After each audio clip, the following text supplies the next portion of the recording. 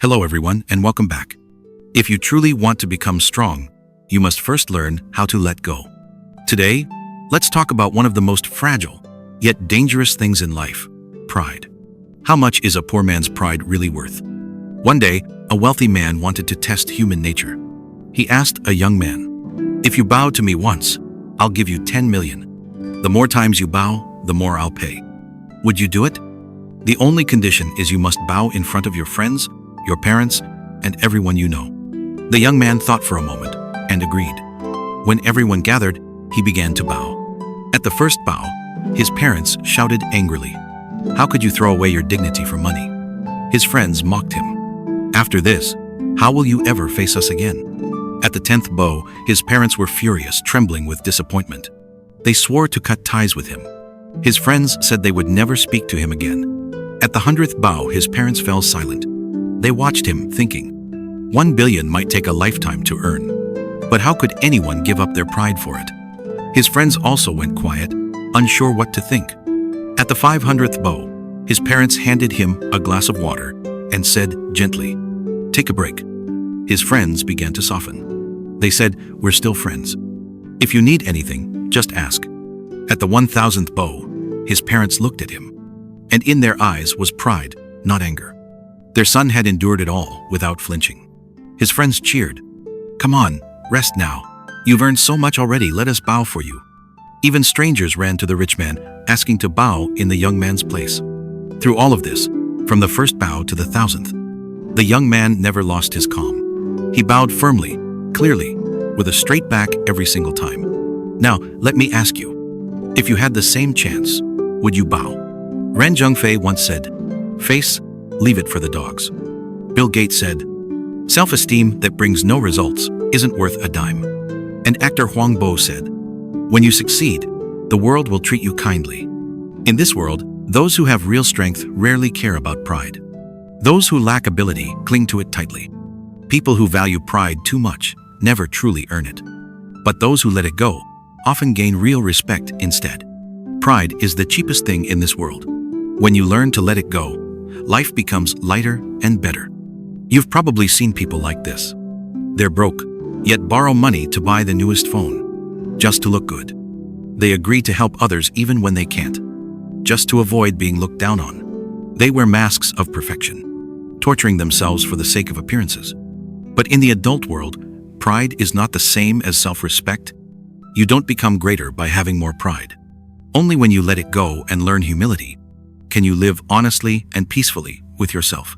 And if right now you feel lost, worried, or stuck in your own thoughts, listen to this true story.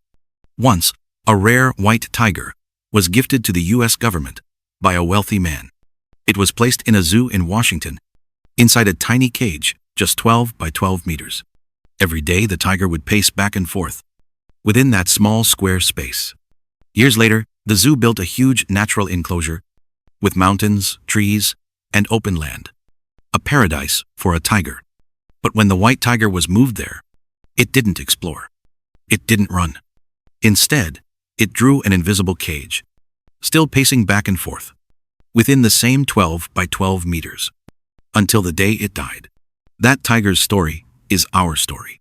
We build invisible cages around ourselves, bound by pride, fear, and the opinions of others. We call it dignity. But in truth, it's just another prison. So, if you want to be truly strong, learn to bow when necessary.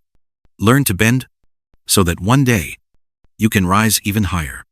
Our parents, teachers, and society all build those cages made of expectations, rules, and standards. But never forget, your true nature is that of a white tiger, strong, fearless, and born to conquer. You were meant to be a champion. Yet somehow, you've locked yourself inside the limits others have set for you. The world is vast. It holds endless opportunities, knowledge, and paths waiting for you to explore, far beyond just making money. Your greatest enemy in life is not your parents, not society, not your circumstances. It's yourself. Never doubt your own ability. Never cage your own mind. Your parents don't want to harm you, but sometimes their love can slow you down. Because in truth, every human being has two lives, one given by their parents, and one they must create for themselves. Some people begin their second life at 18, some at 30. But sadly, many live their entire lives without ever being true to themselves. Especially for those who grow up in poor families.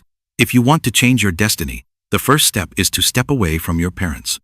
Because poverty is not just a situation, it's a way of thinking, a mental environment. And if you never leave it, you'll keep walking the same path your parents did. When you become an adult, separating from your parents, financially, mentally, and emotionally, is the foundation of your rebirth. Move out. Be independent. Start living your own life. If you're still eating the meals your parents cook, sleeping in the bed they prepared, asking for their opinion on every decision, you're not really living your own life. You're living theirs. Don't let your life drift by on the current of parental protection. Many parents, believing themselves wise, love to decide everything for their children. They offer advice based on their experience, but not all advice fits your path. And sometimes, without realizing it, they harm you while believing they're helping. That's why, once you're grown, the best choice is don't live with your parents. Visit them often, yes, but don't stay too long. Second, don't expect financial support from them. True independence begins the day you stop asking for money. When you no longer rely on their finances, you gain confidence, the power to say no. You can stand your ground when they try to control your choices. And when they realize they can no longer control you through money, they will slowly let go. That's when you'll finally start to live your own life. Third, separate yourself mentally. If your parents have worked in a factory for decades, they can only teach you what they know, factory life. If they are farmers, their wisdom lies in farming. But if your dream is not to farm or to work in a factory, then you must make your own decisions. Many parents have limited knowledge but still try to shape their children's future through their own narrow worldview. If you keep following their old ways of thinking, you'll simply repeat the same path and the same mistakes. Don't confuse filial piety with submission. Being a good son or daughter doesn't mean letting your parents control your destiny. True filial piety means living well, earning enough to support and take care of your parents, not surrendering your life to please them. When you make decisions, don't follow every opinion they give you. Listen, but filter. Choose wisely. Even if you make mistakes, it's okay, as long as you're the one making them. As long as you can handle the risk and learn from it, you'll grow stronger and wiser. Remember this truth: separating from your parents does not mean abandoning them. It means freeing yourself from mental and emotional control. It means seeing them and yourself more clearly, understanding both their strengths and their limits. And from that clarity, you can finally start living your own life. In reality, there's no decision that's absolutely right. Life doesn't give us a correct choice. We just work hard enough to make our choices become right. Throughout life, you'll face crossroads where no one can tell you which way to go. So how can you find the right answer? Let me tell you about something called the wheat field theory by Socrates. Socrates once took 3 of his students to a golden wheat field. He said to them, "Walk through the field, and each of you may pick only one stalk of wheat. You must choose as you go forward, and once you've passed a stalk, you cannot turn back. When we reach the end of the field, I'll see who picked the best one." The first student walked quickly, grabbing the first tall stalk he saw. When he reached the end, he looked back and realized there were many taller, fuller stalks behind him. He regretted his impatience. The second student decided to wait. He passed stalk after stalk, always hoping for a better one ahead. But when he reached the end of the field, he had picked nothing at all. He regretted his hesitation. The third student walked calmly, observing each stalk carefully. Halfway through, he chose one that looked strong, golden, and perfect enough. He didn't look back, nor did he look forward again. He just held onto his choice and enjoyed the journey. When the 3 returned, Socrates smiled and said, "You see, the first student represents those who are too hasty in life. They choose too soon and regret it later. The second represents those who always hesitate, afraid to decide until it's too late. But the third, the one who chose with calm and confidence, represents those who live wisely. Because the best choice in life isn't the perfect one, it's the one you commit to and make the best of." So, my friend, no one can tell you which path is right for you. Not your parents. Not society. Not even your teachers. You have to live it to know. If you always live under someone else's rules, you'll never know your own strength. If you keep staying in the cage others built, you'll never see how wide the world really is. You are a white tiger, powerful, unique, and born to roam free. So don't let yourself live inside anyone's cage, not even one built with love. Go out there. Make your own decisions. Make mistakes. Learn. Grow. Because that's how you'll truly begin your second life. Socrates once took his students there and gave them a challenge. He said, "Walk through this field and pick the largest stalk of wheat you can find.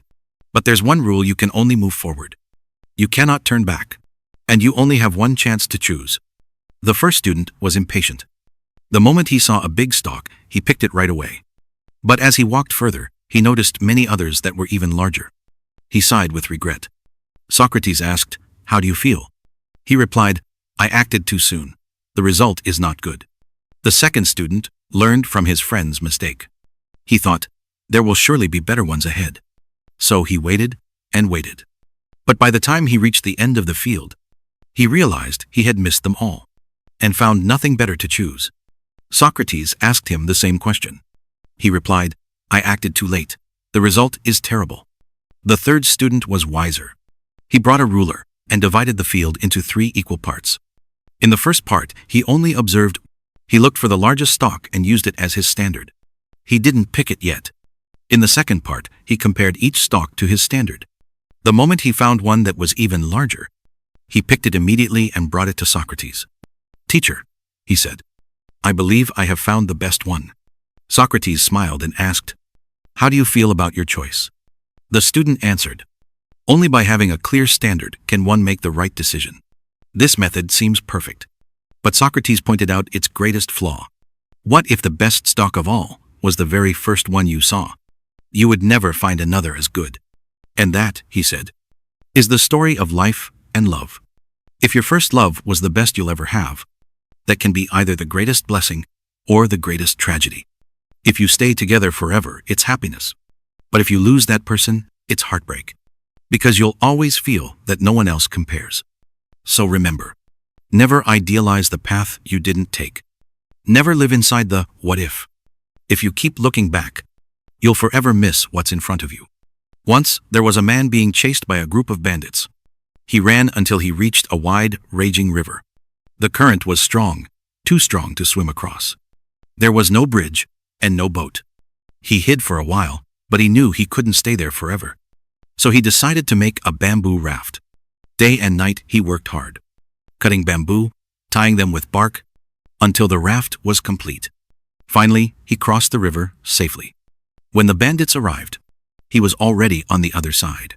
The raft had saved his life. He was deeply grateful. He thought, without this raft, I would have died. So he carried it on his back and continued his journey. But the raft was heavy, too heavy. Each step became slower and slower.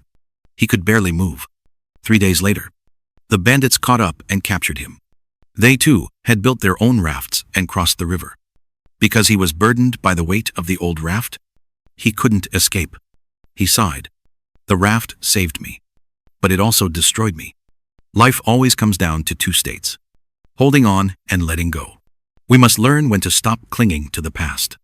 Don't let yesterday's pain or success weigh you down. When you know how to release at the right time, you free your energy for new beginnings. Life is like the ocean, wave after wave, rising and falling. If you hold on to the past, your life will become like a still pond, motionless, lifeless, stagnant. Look at those who live happily.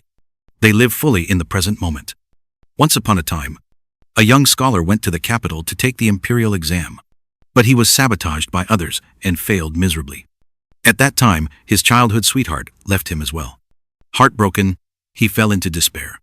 Every day he drank himself into numbness. One day, he met a wise monk. The scholar asked, "Master, how can I free myself from this pain?" The monk said nothing, but told him to follow for 3 days. During those 3 days, the monk gave him no food, only water. By day, the scholar chopped firewood and fed the horses. By night, he slept in the stable. After 3 days, the scholar broke down in tears. He realized he had been torturing himself for nothing. The monk said gently, "Isn't this exactly how you've been living? Punishing yourself for the mistakes of others Suffering for what's already gone? Why waste your life on the past? Instead of carrying your pain, he said, learn to let go.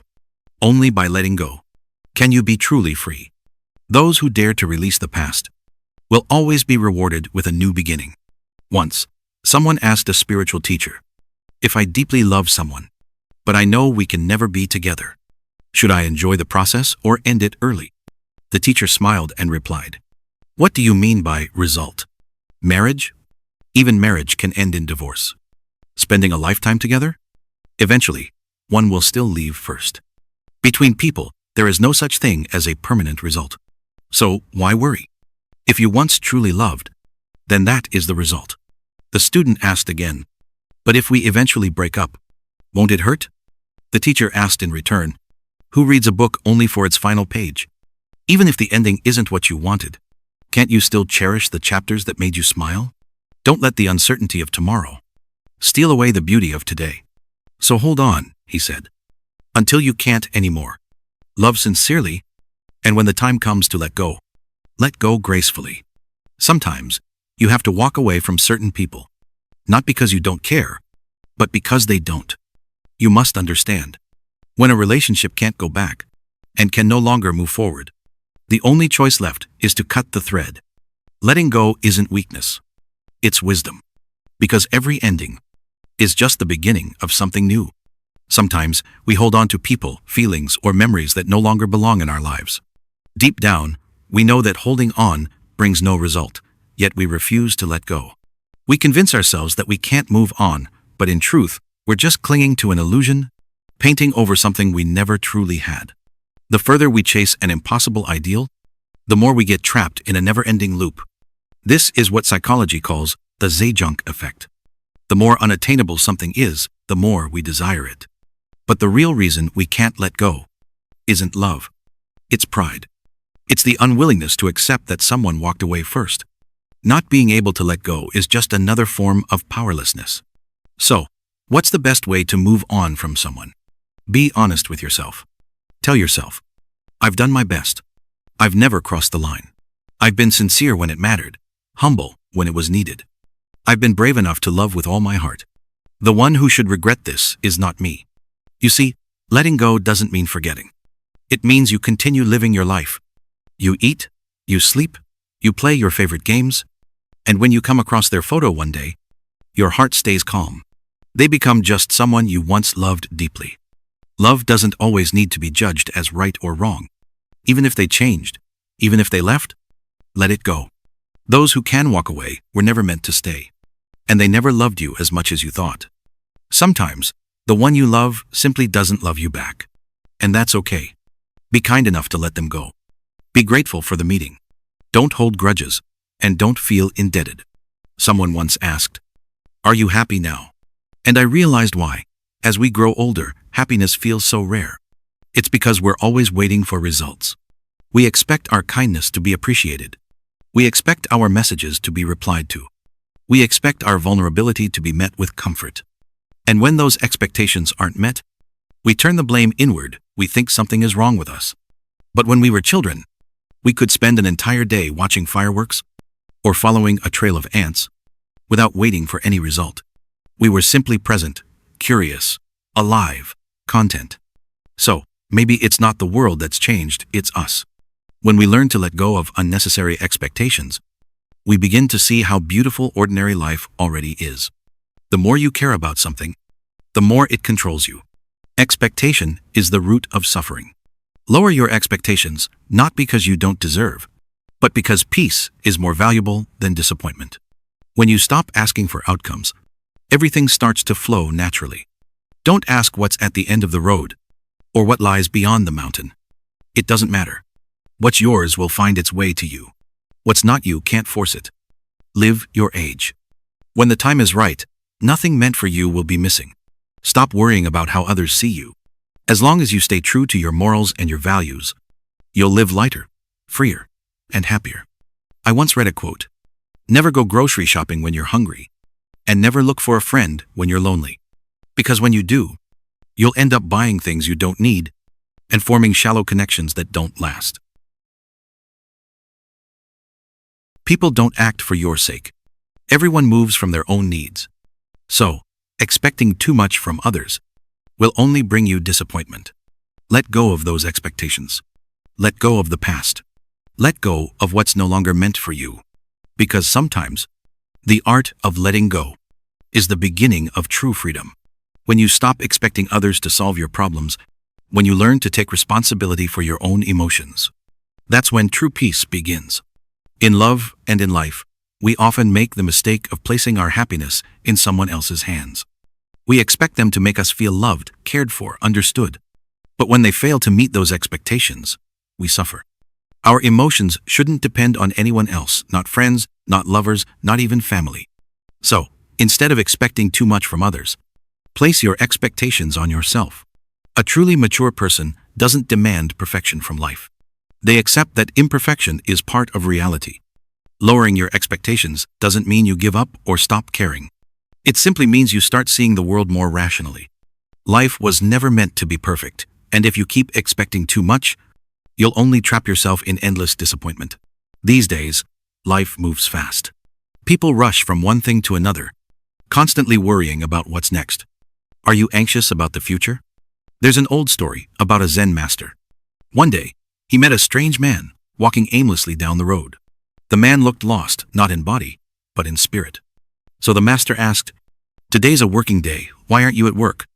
The man sighed and replied, "I don't work anymore. Because if I do, someday I'll lose my job anyway." The master asked again, "Then are you married?" The man said, "No, I don't have a wife or a girlfriend. If I fall in love, we'll just end up breaking up like everyone else. There are too many divorces these days, I don't want to be one of them."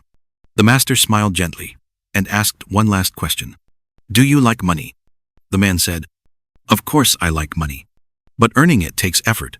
And once I earn it, I'll just spend it. Money comes and goes so quickly. Why fight for it?"